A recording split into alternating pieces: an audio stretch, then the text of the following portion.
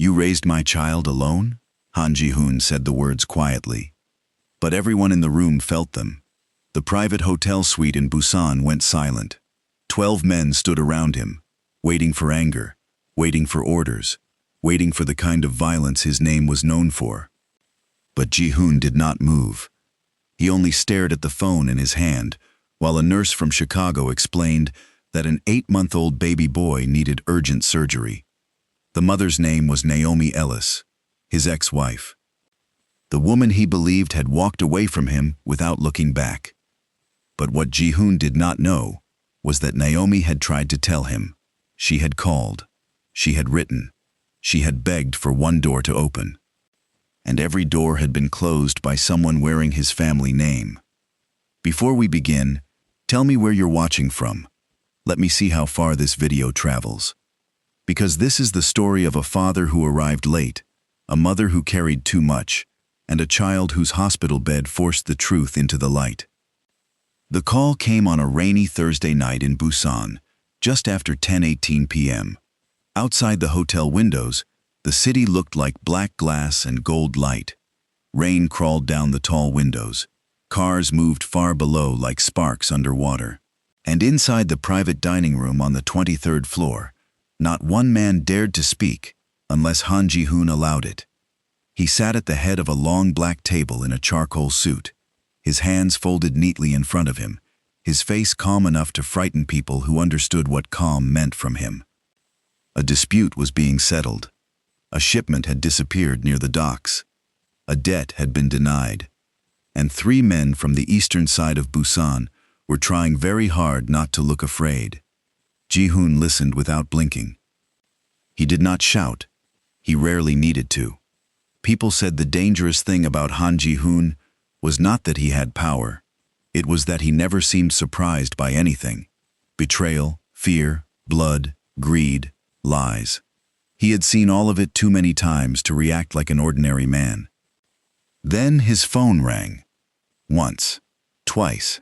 His head of security, Park Tae-oh, looked down at the screen and frowned. Unknown number, Tae-oh said quietly. United States. Ji-hoon did not reach for it.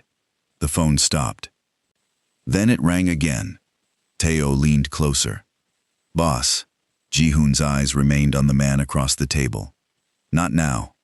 The phone rang a third time. This time Tae-oh's voice changed. It says Chicago Children's Hospital. Something small moved in Ji-hoon's face. Not fear. Not yet. Just the first crack of attention. He picked up the phone and placed it against his ear. This is Ji-hoon. A woman's voice answered, gentle, tired, professional. Mr. Han, my name is Nurse Clara Bennett. I'm calling from Chicago Children's Hospital. I'm sorry to disturb you, but we have you listed as an emergency contact for a minor patient.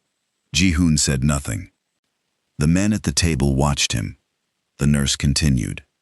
The child's name is Micah Ellis. He was admitted this morning, and the attending doctor needs to speak with both parents regarding urgent treatment.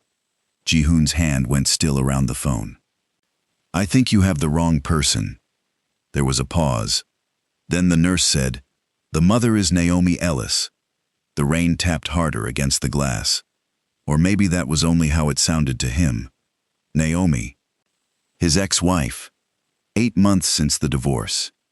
8 months since the final document arrived on his desk with her signature at the bottom. 8 months since he told himself that whatever they had been was finished. He had believed she left with silence because she had chosen silence.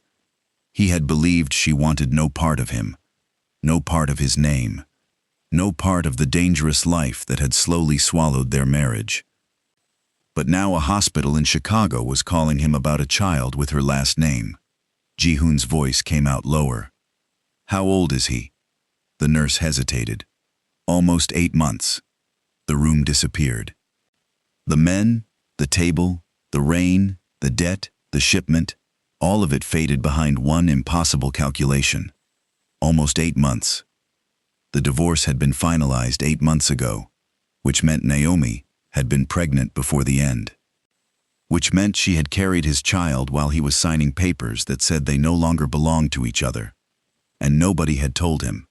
Not her, not his lawyer, not anyone. His jaw tightened. "Where is she?" "Mrs. Ellis is here, but Mr. Han, before I transfer," I said, "where is she?" The nurse went quiet for half a second. Then, softer, "She is with the child." The child. His child. The words did not fit inside him. Ji-hoon slowly stood. Every man in that room stood with him out of instinct. He did not look at them. He only said into the phone, "Tell the doctor I am coming." Then he ended the call. No one moved. Tae-oh stepped closer. "Boss?" Ji-hoon looked at the phone in his hand, as if it had become a weapon pointed at his own chest. "Get the jet ready." "Yes, sir." "And pull every file on Naomi Ellis from the day the divorce began. Calls, letters, legal records, bank transfers, hospital documents, everything." Tae-oh nodded once. Ji-hoon's voice dropped. "Someone knew." That was all he said before walking out. But behind him, the men in that room understood something had shifted. Han Ji-hoon had walked into that hotel as a man settling business. He walked out as a man who had just discovered he might have lost a family he never knew existed.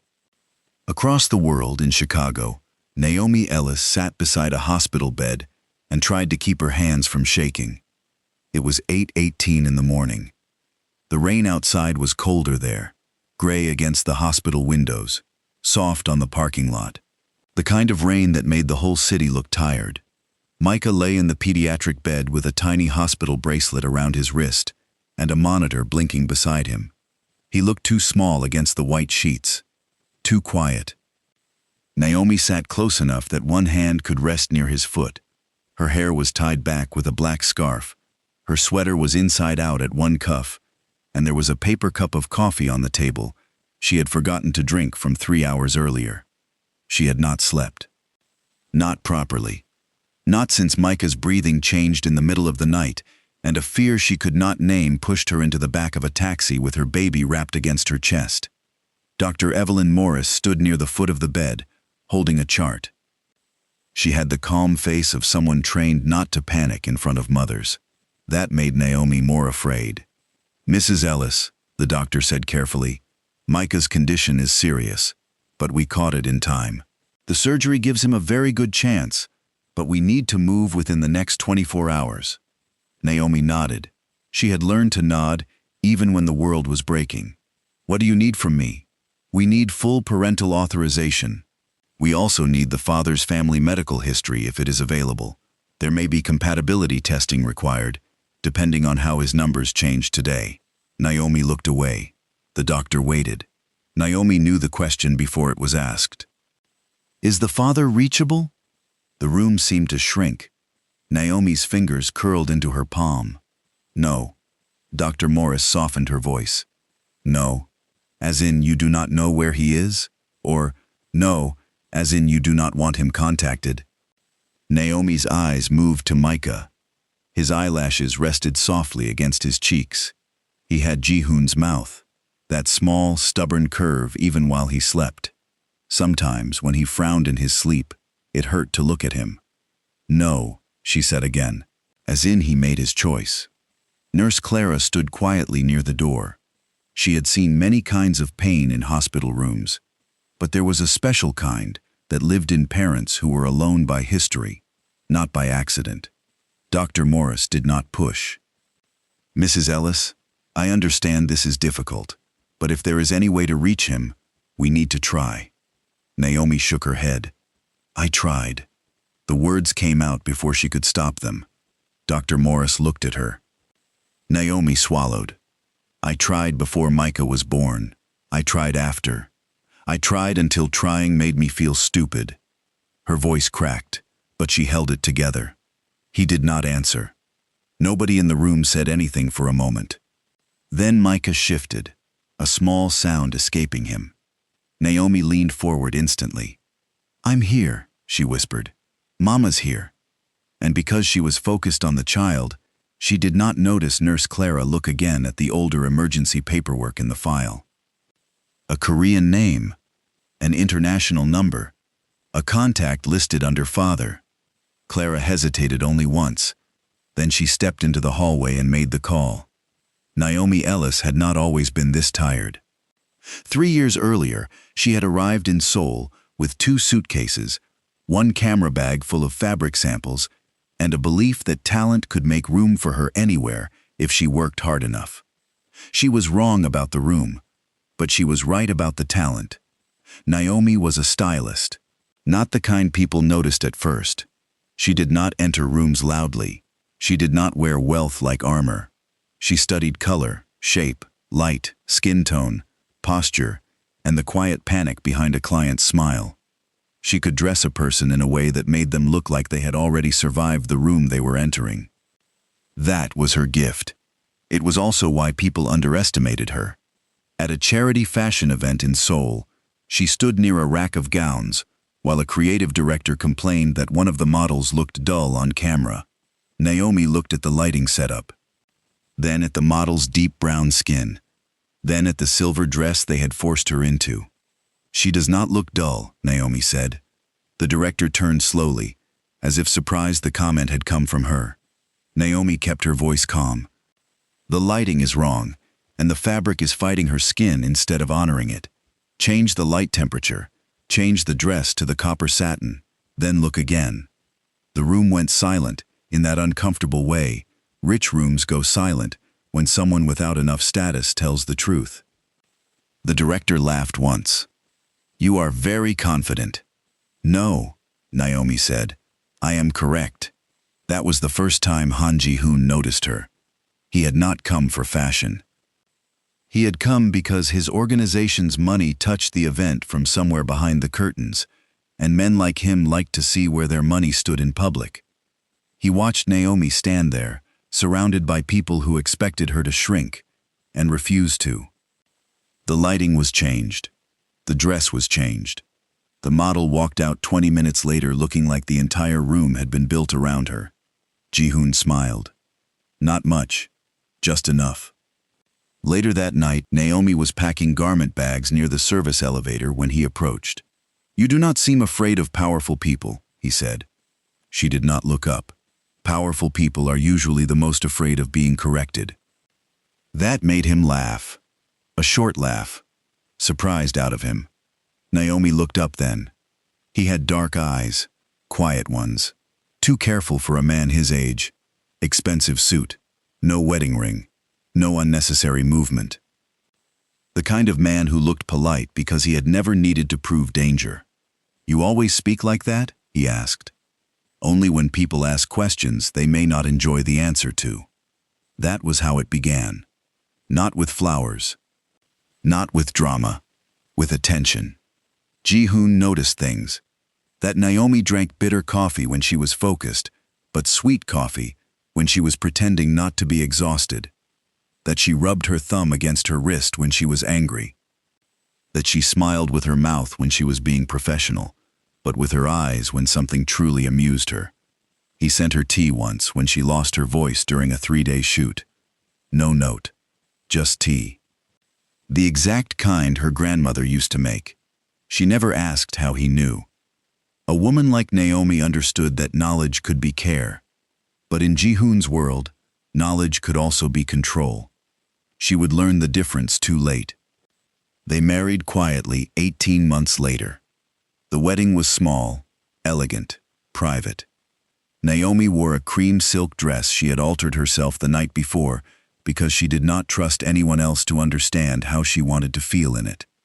Not beautiful for display, beautiful for herself. Ji-hoon looked at her that day like he had found the one thing in the world he did not know how to protect without breaking. For a while, she mistook that look for love. Maybe it was love. Just not the kind that knew how to breathe. The marriage did not break all at once. It cracked in small places. A driver appeared without her asking. Then 2 guards. Then a new apartment with windows that did not open fully. Then canceled meetings because Ji-hoon said it was safer. Then conversations that stopped when she entered the room. He told her, "Let me handle it." Again and again. "Let me handle it." Naomi began to hate that sentence, because every time he said it, another door in her own life closed. His stepmother, Madame Kang Se-ra, saw the distance before either of them named it. Se-ra was elegant in the way knives could be elegant. Polished, quiet, always smiling at the correct angle. She never insulted Naomi directly. She did worse. She made Naomi feel temporary. At family dinners, she spoke in Korean too quickly, then apologized in English with a smile that never reached her eyes. At events, she introduced Naomi as Ji-hoon's American wife, as if wife was not enough. Once, when Naomi mentioned wanting to start her own styling agency in Busan, Se-ra touched her hand softly and said, "That is sweet. But women in this family do better when they understand which ambitions disturb the household," Naomi told Ji-hoon. He kissed her forehead and said, "Do not let her bother you." But he did not confront Se-ra. He did not open the locked rooms. He did not explain the danger. He only tightened the walls around Naomi and called it protection. The final argument happened on a Sunday night after Naomi found out one of her emails to a client had been intercepted by Ji-hoon's security office. She stood in the bedroom doorway, holding her laptop. "You read my emails?" Ji-hoon looked up slowly. "My team flagged a name connected to a threat." "My emails, Ji-hoon. It was for your safety." Naomi laughed once, but there was no humor in it. "You keep using that word like it makes everything clean." His face hardened. "You do not understand the world I live in." "No," she said. "I understand enough. I understand that you want a wife who trusts you while you trust her with nothing." He stood. "That is not fair. Neither is being watched in my own marriage." Silence. Then he said it again. The sentence that ended them long before the papers did. "Let me handle it." Naomi looked at him, and something in her finally let go. "You already did." The divorce took months. By then, Naomi had returned to Chicago to stay with her closest friend, Imani Reed, and finish the legal process through Choi Min-suk, Ji-hoon's family lawyer. She found out she was pregnant before the final hearing. Not after. Before. 6 weeks before the divorce was stamped complete, Naomi sat on the bathroom floor of Imani's apartment with a pregnancy test in her hand and the room spinning around her. She called Ji-hoon's old number. Disconnected. She called the office. Transferred. Dropped. She emailed. No answer. Finally, she contacted Choi Min-suk. His reply came 12 hours later. Cold. Formal. Final. Mr. Han does not wish for further personal communication. All matters must remain legal. Naomi read that line so many times, it stopped looking like English. She wrote a letter anyway. Then another. Then 3 more. She told him about the pregnancy. She told him she was scared. She told him she did not know what to do with all the love she still had for a man she no longer trusted. Every letter came back. Unopened. Redirected. Stamped through legal offices. By the time Micah was born, 1 week after the divorce became final, Naomi had learned not to wait for the phone to ring. She named him Micah because her grandmother used to say the name sounded like a question whispered toward heaven. And Naomi had many questions. Why had love become silence? Why had the man who once noticed everything about her failed to notice she was carrying his son? And why, even after all of it, did Micah's tiny face still make her remember the best parts of his father?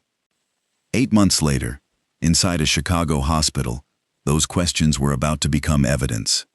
And Han Ji-hoon was already crossing an ocean to find the answers. Ji-hoon landed in Chicago before sunrise. The private jet touched down under a pale gray sky, the kind that made the runway look endless and cold.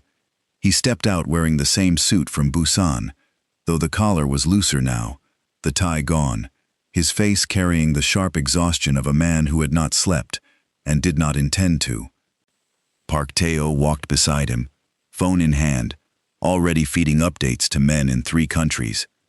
"We found almost nothing after the divorce," Teo said, as they entered the black SUV waiting near the hangar. No stable address, no public employment record under her married name, no communication trail that reached your office. Ji-hoon looked out the window. "That is not nothing." Teo understood. "No, sir. It is too clean." Ji-hoon's jaw moved once. Clean absence. That was the phrase sitting in his mind. People disappeared messily when they were afraid. But records disappeared cleanly when someone with access wanted them gone. His phone buzzed. Choi Min-sok, the family lawyer. Ji-hoon stared at the name for 1 second before answering. "Sir," Min-sok said, voice smooth, concerned, perfectly measured. "I heard there has been confusion involving Mrs. Ellis." Ji-hoon's eyes narrowed. Confusion. Not emergency. Not child. Confusion. "How did you hear?" A brief pause. "Your office informed me of the hospital matter. I am preparing to assist legally." "What hospital matter?" Min-sok adjusted quickly. Too quickly. "The alleged parental claim." Ji-hoon turned his head toward Teo, whose eyes lifted at the word alleged. Min-sok continued. "I advise caution. Mrs. Ellis may be emotionally overwhelmed, or possibly seeking financial leverage. We should verify everything before granting access or signing anything." Ji-hoon's voice stayed quiet. "How do you know the child's name?" Silence. "Not long, but long enough." "I assumed from the hospital file," Min-sok said. "I did not send you the hospital file." Another pause. Then Min-sok said, "Perhaps your secretary." "I have not told my secretary." The SUV moved through the wet city streets. Ji-hoon watched the rain blur the traffic lights. "You will wait for my call," he said. Then he ended the line. Teo said nothing. Ji-hoon looked at him. "Find out who told him." "Yes, sir." The hospital smelled like antiseptic, rain-soaked coats, and coffee that had been sitting too long. Ji-hoon hated it immediately. Not because it was unpleasant, because it was the first place in years where his name meant nothing. Nobody bowed. Nobody moved aside because they feared him. Nobody cared how many men worked for him, how many buildings he owned, how many debts he could erase or create with a phone call. Here, he was just a man arriving late. Naomi saw him before he saw her. She was standing near the pediatric wing, holding a small blue blanket against her chest. Her eyes were red, but dry.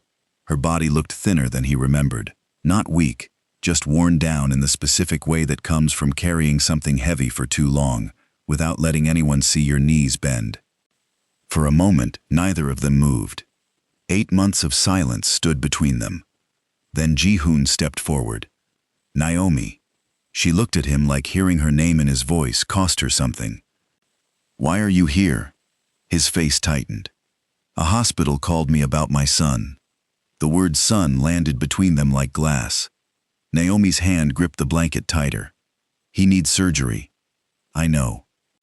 "You do not know anything." The words came sharp, but quiet. Ji-hoon stopped.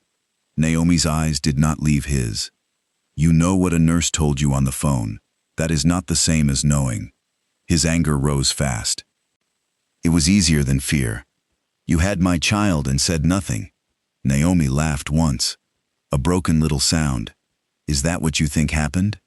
"What else should I think? That maybe I tried." Ji-hoon stared at her. Naomi's voice trembled, but it did not fall apart. "I called. I wrote. I begged for one response before he was born. Before I had to walk into a delivery room, with only Imani holding my hand. Before I had to sign forms alone. Before I learned how to check his breathing in the dark because I was too scared to sleep." His expression shifted. "Not belief. Not yet. But something. I never received anything." "I know," Naomi said. "That is what broke me." Dr. Evelyn Morris stepped into the hallway before either of them could continue. She looked from Naomi to Ji-hoon, then back again. "I understand there is history here. she said, "but your child does not have time for both of you to bleed in this hallway." Naomi closed her eyes. Ji-hoon's jaw tightened. Dr. Morris held the file against her chest. "Micah needs both parents calm enough to make decisions. If you cannot do that, I will separate you and speak to you one at a time." Ji-hoon looked at her. Most people lowered their eyes when he looked at them that way. Dr. Morris did not.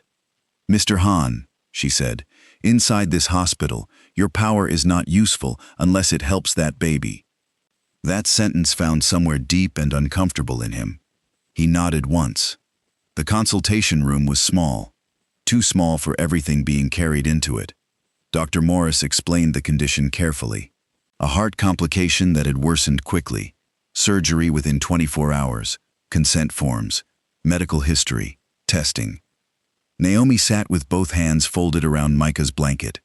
Ji-hoon sat across from her, not beside her. Not yet. When Dr. Morris placed the authorization papers on the table, Naomi's hand hovered. Then she pushed them toward Ji-hoon. "You can sign what they need." He looked at her. "But?" Her eyes lifted. "But that does not mean you walk into his room like the last 8 months did not happen." The words hit harder than he expected. "I am his father. You are his blood," she said. "Father is something you do where the child can feel it." The room went still. Dr. Morris pretended to review the chart. Ji-hoon signed the papers. His signature looked the same as it always did, controlled, confident, but his hand did not feel like his own. Later, while the first round of tests began, Naomi went to the billing office because hospital fear always came with money fear, and she had learned that one did not wait for the other to finish before arriving. Ji-hoon followed from a distance. He did not mean to listen. Then he heard the administrator's voice. "Mrs. Ellis, the previous balance still has not been cleared." "I know," Naomi said. "I made a payment last Friday." "It was partial. It was what I had." The woman sighed, not cruel exactly, but tired, in a way that had no room left for compassion. Payment plans require consistency. Naomi's back went straight. "I have been consistent, Mrs. Ellis." Naomi opened the folder she carried everywhere. Receipts, small payments, $20, $40, $75. 100 when she could. Nothing large enough to impress anyone. Everything large enough to prove sacrifice. "I paid after every job," Naomi said. "Sometimes before groceries, sometimes before rent. Not because I had enough, because he needed enough." A woman sitting nearby whispered to another, "Not quietly enough. Some women will do anything to trap a rich man." Ji-hoon turned his head. Naomi heard it too. Her face changed, but only for a second. Then she gathered the receipts, placed them back in the folder, and said nothing. That silence hurt Ji-hoon more than if she had shouted, because he recognized it. It was the kind of silence people built after realizing the world would not apologize for misunderstanding them. Before he could speak, an older woman appeared at the doorway. Gray hair tucked under a knitted cap, brown coat, eyes sharp enough to cut through nonsense. "Naomi." Naomi turned. "Miss Ruth." Ruth Williams crossed the room and pulled Naomi into her arms without asking permission. Naomi held on. For the first time since Ji-hoon arrived, her face almost broke. Almost. Ruth looked over Naomi's shoulder at Ji-hoon. "You the father?" Ji-hoon nodded slowly. Ruth stepped back. She was not impressed. Good, Ji-hoon thought strangely. Someone should not be. Ruth looked him up and down. "She waited for you," Naomi whispered. "Miss Ruth." "No," Ruth said. "I'm old enough to say what people are tired of hearing." She faced Ji-hoon fully. She waited when she was pregnant. She waited after the baby came. She sat in the stairwell one night because the heat went out upstairs, and that boy was too little to be cold. She worked until her ankles swelled. She stitched dresses with him sleeping in a basket under the table, and every time that phone did not ring, she told herself one more day, maybe tomorrow he will answer. Ji-hoon could not move. Ruth's voice softened. That made it worse. She did not raise that boy alone because she wanted to. She raised him alone because every door she knocked on stayed closed. Naomi looked away. Ji-hoon looked at the folder in her hands. Receipts. Returned letters. A life reduced to proof because pain alone was never enough for people who wanted to judge. If stories like this remind you of how many people suffer quietly while others misunderstand them loudly, subscribe to this channel, because sometimes the truth does not arrive with noise. Sometimes it comes holding a hospital bracelet, a stack of receipts, and a mother who is too tired to defend herself one more time. That afternoon, Naomi took Ji-hoon to her apartment. Not because she trusted him. Because Micah's documents were there, and Dr. Morris needed everything before evening. The apartment was above a tailoring shop on a quiet street, where the train could be heard every few minutes, like a low metal sigh. The stairwell smelled faintly of detergent, old paint, and someone's cooking. Ji-hoon looked around as they entered. A small crib near the window. Folded baby clothes on a chair. A sewing machine on the table. Bills clipped neatly beside a calendar. No luxury. No evidence of the money Min-suk had once implied she took. No signs of a woman who had run away to enjoy freedom. Only survival. Naomi moved quickly, opening a drawer. These are his medical papers, birth certificate, vaccination records, the first cardiology referral. Ji-hoon's eyes stopped on a shoebox inside the drawer. Naomi saw him looking. For a moment, she did nothing. Then she lifted it out and placed it on the table. Inside were letters. All addressed to Han Ji-hoon. All unopened. All returned. Ji-hoon picked up the first one carefully. His name was written in Naomi's hand. The hand he used to watch move across sketches and fabric notes late at night. On the back was a routing stamp. Choi Min-suk's legal office. Ji-hoon picked up another. Same stamp. Another. Same. Naomi stood across from him, arms folded like she was holding herself together. I wrote your name on every envelope like it could still reach the man I married. Ji-hoon did not answer. His throat had closed around something too heavy to swallow. He opened one letter. Naomi looked away as he read. Ji-hoon, I know we are almost finished legally, but I need to tell you something before the papers are final. I am pregnant. I do not know what you will feel when you read this. I do not even know what I feel yet. I am scared, Ji-hoon. I am angry. I am still hurt. But this baby deserves to be known by both of us, even if we could not save each other. Please, answer. Naomi. Ji-hoon lowered the paper slowly. He had faced men with guns and felt less exposed. Naomi's voice was quiet. There were more. He opened another. This one was written after Micah was born. He is here. His name is Micah. He has your mouth when he sleeps. I do not know if you care. I do not know if anyone is even letting this reach you.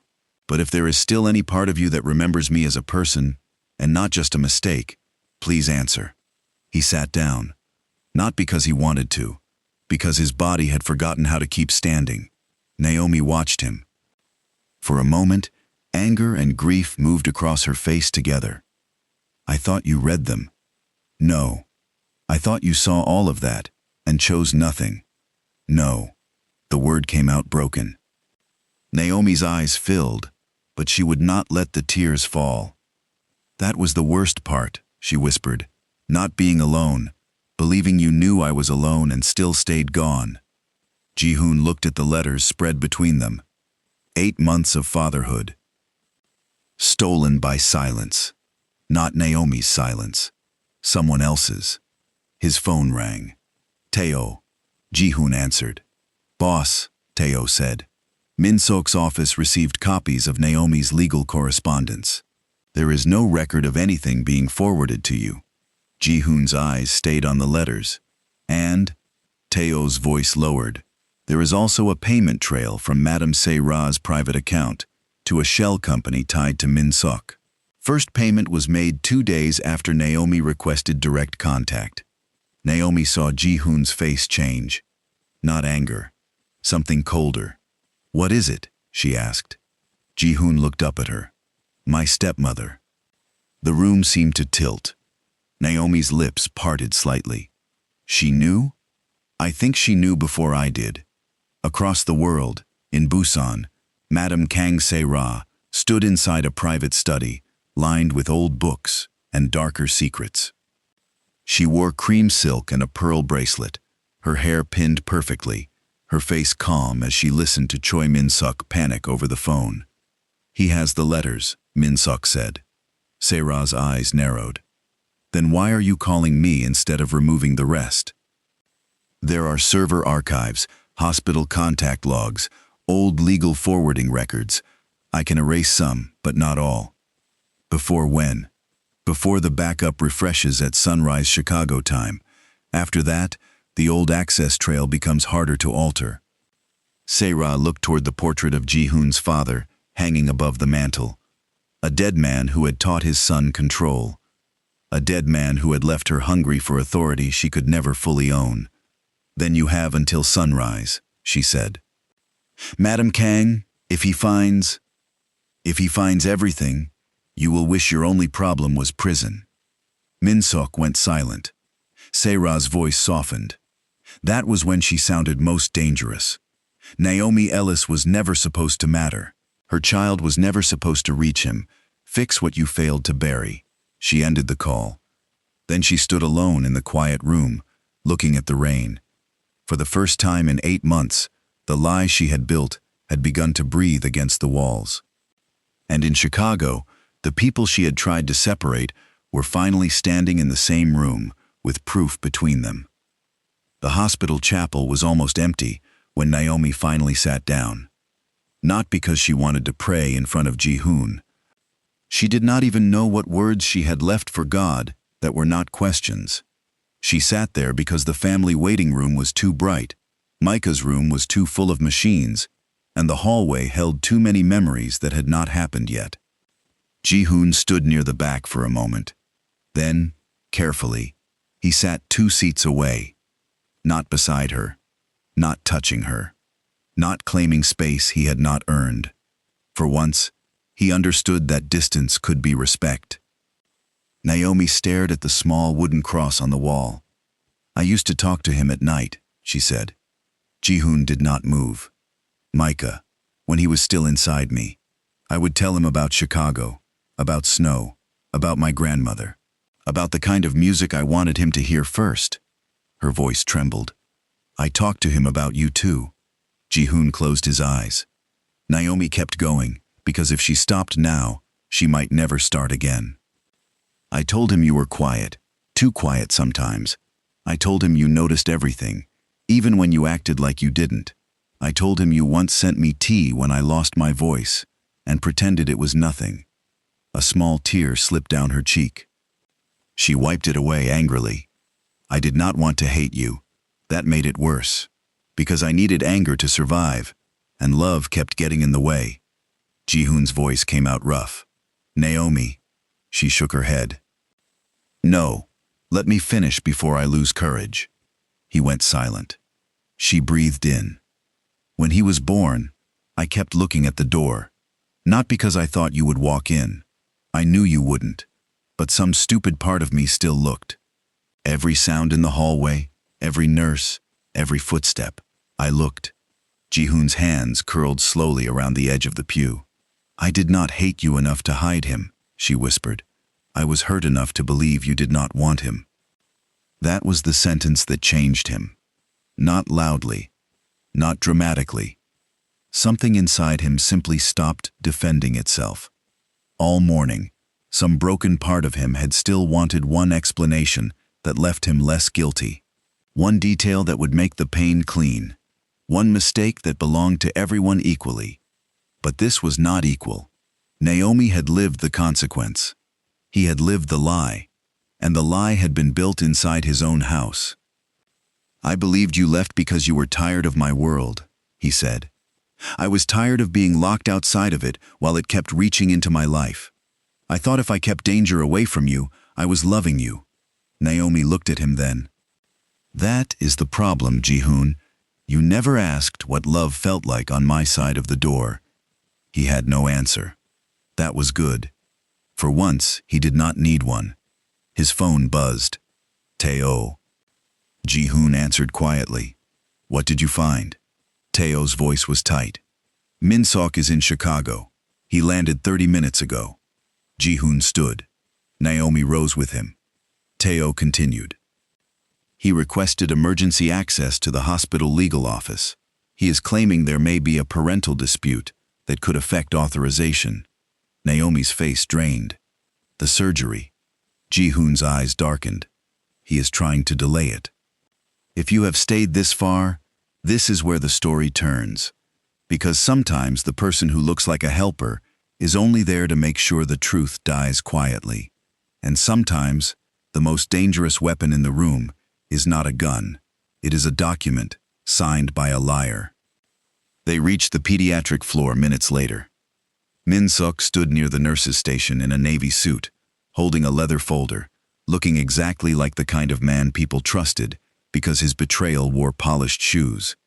Dr. Morris stood across from him, arms folded. I am telling you, she said, the authorization has been signed. Min-seok smiled softly. And I am telling you there are irregularities in parental standing that must be clarified before any irreversible medical procedure. Naomi pushed forward. Are you insane? He needs surgery. Min-seok turned to her with practiced sympathy. Mrs. Ellis, I understand you are emotional. Ji-hoon stepped between them so quickly the air changed. Do not speak to her that way. Min-seok's smile faltered. Only a little. Sir, I am trying to protect you legally. Ji-hoon stared at him. No, you are trying to protect yourself. The hallway went quiet. Dr. Morris looked from one man to the other. Min-seok lowered his voice. This is not the place. Ji-hoon's reply was colder. You made it the place when you brought lies to my son's hospital floor. Min-seok opened the folder. I have documents showing Mrs. Ellis refused to disclose paternal details during the divorce process. I also have statements suggesting she rejected family contact. Naomi looked at him like she was seeing the shape of the wall for the first time. You wrote that? Min-seok did not look at her. Ji-hoon's phone buzzed again.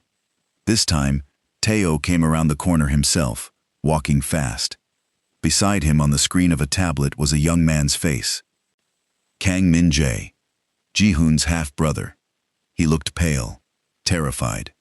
Hyung, Min-jae said, voice shaking. I need to tell you something. Ji-hoon took the tablet. Not now. It has to be now. Something in Min-jae's voice made him stop. Min-jae looked like a boy again. Not 27. Not spoiled. Just scared. I knew about the pregnancy.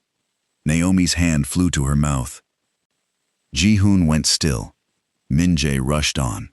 I did not know everything. I swear. I heard my mother talking to Min-seok months ago. She said Naomi's child would ruin the bloodline, that you would give everything to a baby she could not control. I should have told you. Ji-hoon's voice was almost empty. Why didn't you? Min-jae looked down. Because I was afraid of her. Silence. Then Min-jae lifted a small recorder into view. I recorded one conversation. I don't know why. Maybe because I knew one day I would hate myself if I had nothing. Teo took the tablet back and connected the audio to his device. Min-seok stepped forward. That recording is illegal and irrelevant. Ji-hoon looked at him. If it is irrelevant, why are you sweating? Min-seok froze. They moved into a hospital conference room because Dr. Morris refused to let the hallway become a courtroom outside a child's surgical wing. Inside the room were Naomi, Ji-hoon, Teo, Dr. Morris, Min-seok, and 2 hospital legal staff members who looked like they wished they had chosen a different profession. Teo placed everything on the table. The returned letters. Copies of call logs. Emergency contact changes. Payment records. Archived forwarding notices from Min-seok's office. One by one, the story became impossible to deny.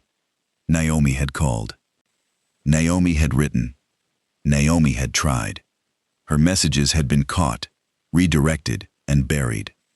Ji-hoon's number had been removed from her hospital file, then restored only when Nurse Clara found the older backup record. Min-seok claimed clerical error.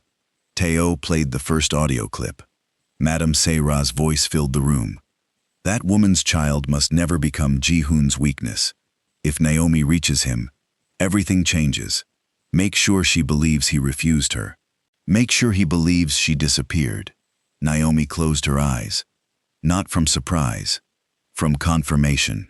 There was a special pain in hearing the truth, after you had almost convinced yourself you were imagining it. Min-seok's face had gone gray. Ji-hoon looked at him. You did not protect my family. He pushed the letters forward. You erased them. Min-seok tried once more. Sir, Madame Kang believed. Ji-hoon slammed his hand against the table. Not hard enough to break anything. Hard enough to end the sentence. Dr. Morris flinched. Naomi did too. Ji-hoon saw it, and the shame of that small movement hit him, even in his anger. He lowered his hand. When he spoke again, his voice was controlled. You will sign a statement confirming the interference. Then you will surrender every file, every login, every account connected to Naomi Ellis and my son.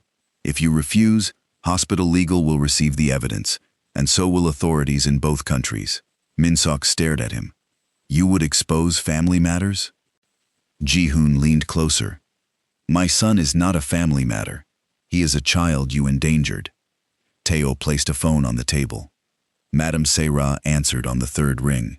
Ji-hoon. Her voice was calm. Too calm. Ji-hoon looked at the screen, though it was only audio.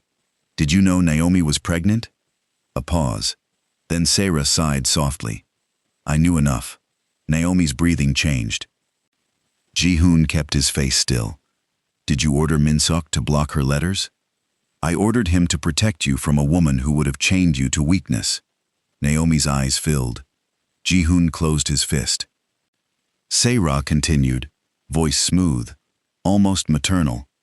You were grieving the marriage. You were vulnerable. She would have used the child to pull you back, and once you gave her sympathy, she would have owned you. Ji-hoon looked through the glass wall of the conference room. Down the hallway, nurses moved around Micah's door. Small shoes, small blankets, small life. All this time, Se-ra had spoken of his son like a threat. You did this to protect the Kang name? He asked. I did this because someone had to think clearly. No, Ji-hoon said. You did this because you could not control what I loved. For the first time, Se-ra said nothing. Ji-hoon's voice dropped. Your authority ends today. Every account, every property, every person answering to you under my name will be audited before sunset in Busan. If you contact Naomi, Micah, or anyone near them, I will not treat you as family. Se-ra's voice sharpened. You would choose her over the woman who raised you? Ji-hoon looked at Naomi, then toward Micah's room. I am choosing my son over the woman who erased him. He ended the call. No dramatic music, no shouting, just the clean silence of a door finally closing. For a moment, nobody moved. Then Dr. Morris looked at her watch. We have what we need. Surgery begins in 1 hour. The waiting was worse than the confrontation. Ji-hoon had spent his life solving danger with action. Orders, money, force, strategy. Men moved when he told them to move. Doors opened because he decided they should open. But on the surgical floor, none of that mattered. His son was behind a set of double doors, and Ji-hoon had nothing useful to do with his hands. Naomi sat with Imani on one side and Ruth on the other. Imani had arrived breathless, hair half-tied, eyes already red. The moment she saw Naomi, she pulled her close. Then she turned to Ji-hoon. You. Tae-oh shifted slightly, but Ji-hoon lifted one hand to stop him. Imani walked up to him like she had been waiting 8 months for the privilege. You came here angry because you missed 8 months, she said. She lived those 8 months. Every night, every bill, every fever, every cry.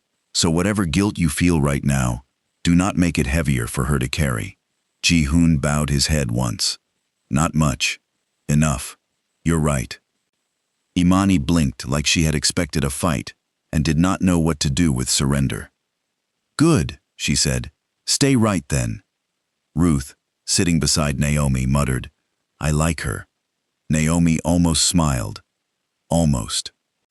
The hours moved slowly. Dr. Morris came once with an update, then again. Naomi did not cry. Ji-hoon began to understand that Naomi's strength had never been the absence of breaking. It was the discipline of breaking only where the child could not see. Near evening, Dr. Morris finally walked into the waiting area. Everyone stood. Naomi's knees nearly gave, but Imani held her. Dr. Morris removed her surgical cap. He did well. The words did not land at first. Then Naomi made a sound so small it almost disappeared. He is stable, Dr. Morris continued. We will monitor him closely, but the surgery was successful. Naomi covered her mouth. Imani cried openly. Ruth whispered, Thank you, Lord. Ji-hoon stood perfectly still. A man can survive violence and still not know what to do with mercy. Dr. Morris looked at Naomi.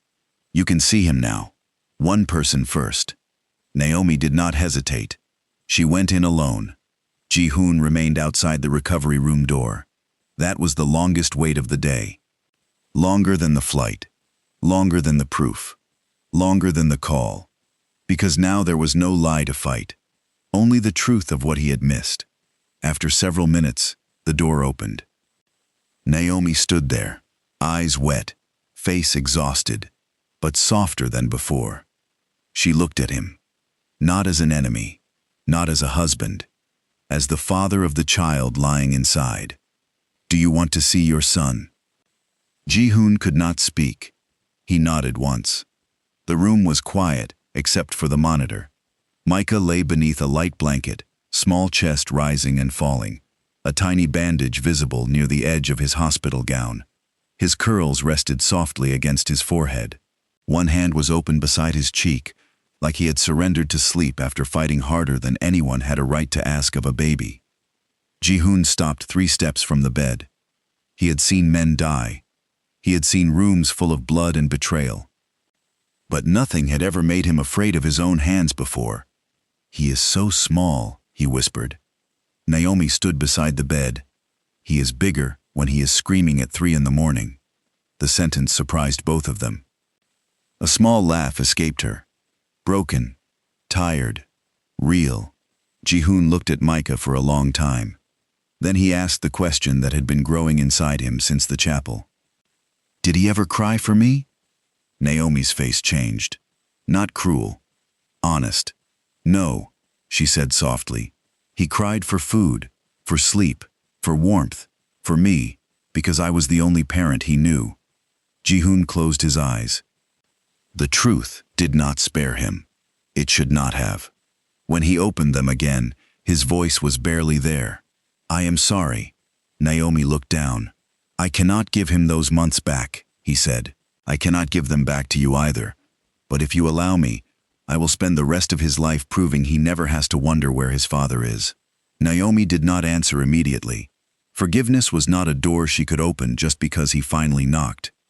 But she reached into the crib, carefully lifted Micah with the practiced tenderness of a mother who had done it half asleep, hungry, scared, and alone, and turned toward Ji-hoon. Sit down. He did, slowly.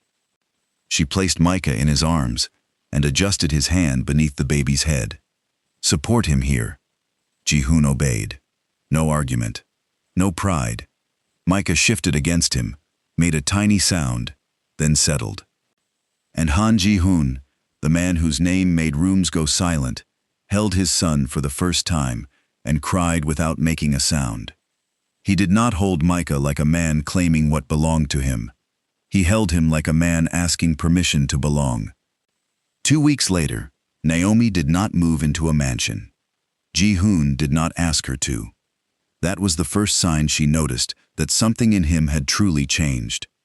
He rented a small house 3 streets away from her apartment, close enough to help, far enough not to crowd her. He attended Micah's follow-up appointments. He learned how to warm bottles. He learned which cry meant hunger, and which cry meant irritation, and which cry meant Micah wanted Naomi, and nobody else would do. The first time Micah cried in his arms and Ji-hoon looked helpless, Naomi almost laughed. "Do not command him," she said. "Comfort him." Ji-hoon looked down at the baby. Then, awkwardly, softly, he began to hum. Not well, but sincerely. Micah quieted after a minute. Naomi stood in the doorway and watched the man she once loved become a beginner. There was something healing in that. Not enough to erase everything, but enough to begin. Madame Serra's influence was stripped quietly in Busan. Min-seok signed his statement and lost every protection he thought loyalty had purchased. Kang Min-jae gave full evidence and, for the first time in his life, chose truth before comfort. But Naomi did not ask for details. She had spent too long living inside the consequences of other people's power. Now she wanted peace. One cold afternoon, as Micah's discharge papers sat on the kitchen table and sunlight moved softly across the sewing machine, Ji-hoon found Naomi folding a tiny blue sweater. "I will not ask you to come back to Busan," he said. Naomi looked at him.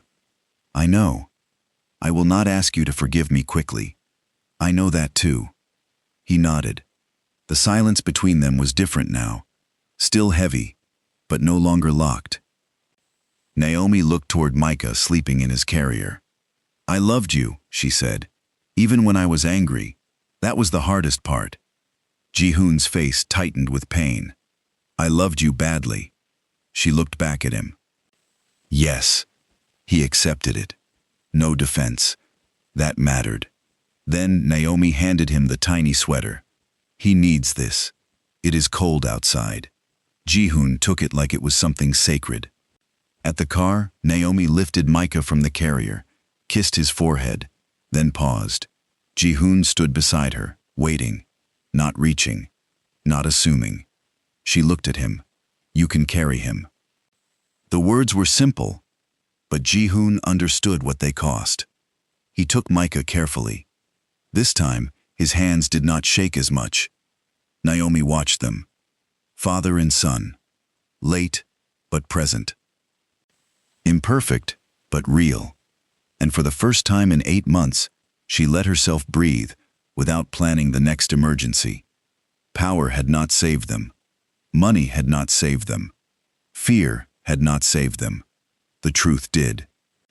The truth, and a mother who kept going when every door closed. The strongest love is not the one that controls the room. It is the one that stays when staying costs pride. So let me ask you this. If you were Naomi, would you forgive Ji-hoon quickly, slowly, or not at all? Tell me in the comments. And if this story reminded you that hidden pain does not mean weakness, and silence does not always mean betrayal, subscribe to this channel. There are more stories coming where love, truth, and justice arrive late, but not too late.